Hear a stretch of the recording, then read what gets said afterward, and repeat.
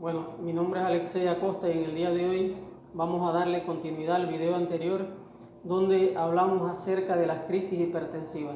Sabemos la importancia que tiene conocer acerca de este tema, teniendo en cuenta que la hipertensión ocupa el 30% de la población mayor de 60 años, es decir, es la segunda causa más importante en el mundo de insuficiencia renal crónica por una nefropatía hipertensiva. Existen factores predisponentes importantes que pueden llevar a un paciente hipertenso a una crisis hipertensiva. Dentro de estos factores, por ejemplo, pudiéramos citar a aquellas personas que son hipertensas, que conocen que son hipertensas, y aquellos que no saben que son hipertensos. Es decir, la hipertensión se denomina como asesina silenciosa, es decir, un paciente pudiera estar durante muchos años con cifras altas de hipertensión arterial de manera asintomática y afecta a órganos blancos, es decir, la persona no sabe que es hipertensa y le está haciendo daño en su organismo. Y también están aquellas personas que sí saben que son hipertensas, están tomando la medicación y la suspenden de manera brusca, o no tienen acceso a la medicación o no cumplen con regularidad el horario de tratamiento. Es importante porque cuando no se cumplen estas medidas, pues es una de las causas fundamentales que evolucione a una crisis hipertensiva. Y lo otro, pudiera ser que el paciente esté debutando con un nuevo daño. Por ejemplo, aquellos pacientes que son hipertensos pero además tienen un trastorno tiroideo, el hipertiroidismo, pudieran estar debutando con una tormenta tiroidea, una complicación del hipertiroidismo. O aquellos pacientes que son hipertensos, pero que además comienzan a debutar con un tumor en la glándula suprarrenal, el feocromocitoma. Es un tumor liberador de catecolaminas, ACTH, que es la hormona adenocorticotrópica. Y esto pudiera llevarlo a una crisis hipertensiva también. Ahora, habíamos hablado anteriormente que de acuerdo a la lesión en órgano blanco, así sería la manifestación clínica. En el caso de un paciente con una crisis hipertensiva tipo emergencia con órgano blanco corazón, en el síndrome coronario agudo, en el infarto agudo del miocardio, vamos a observar en este paciente una clínica de dolor precordial, opresivo, compresivo, episódico, retroesternal, que coge hombro, brazo izquierdo, la mandíbula. También puede estar irradiado hacia el lado derecho en la irradiación contralateral del ligman. Se irradia el dolor por la cara interna del brazo izquierdo hasta el cuarto, quinto dedo. Si infiltra la cara diafragmática, puede provocar náuseas y vómitos. Y existe una sensación de muerte inminente o de ahogo. Eso generalmente así se describe en las literaturas, pero no todo el paciente hipertenso que debuta con un dolor, con un infarto agudo del miocardio presenta esa sintomatología. Existen pacientes que están infartados y no presentan síntomas.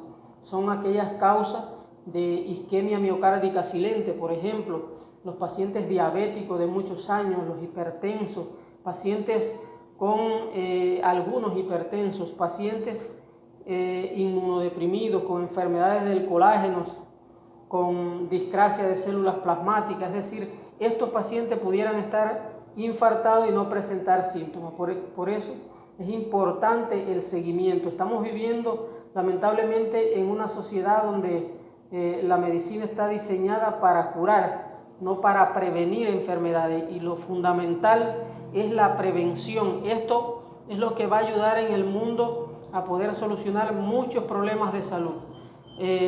Otra de la sintomatología en caso de este paciente, por ejemplo, si comenzara además con disnea intensa, falta de aire intensa, con ingurgitación yugular, reflujo hepatoyugular, y al auscultarlo escucho estertores crepitantes vivasal, pues pudiera llegar a pensar que el paciente está debutando con un edema agudo del pulmón.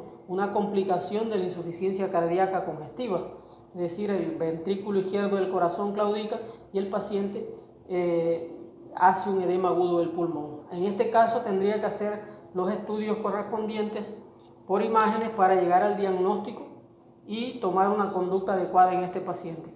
En caso de que el paciente tenga una crisis hipertensiva tipo emergencia con afectación en grandes vasos, en este caso tendríamos que ver si la disección de la aorta es en la región torácica.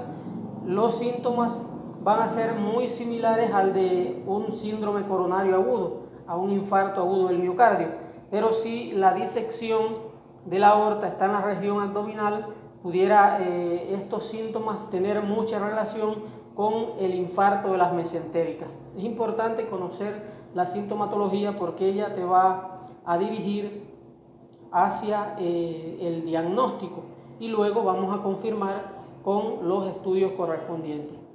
En el caso de una crisis hipertensiva tipo emergencia con órgano blanco cerebro, cuando vamos a tratar al paciente tenemos que tener en cuenta primero que las crisis hipertensivas con órgano blanco cerebro, en el caso de las enfermedades cerebrovasculares isquémicas, son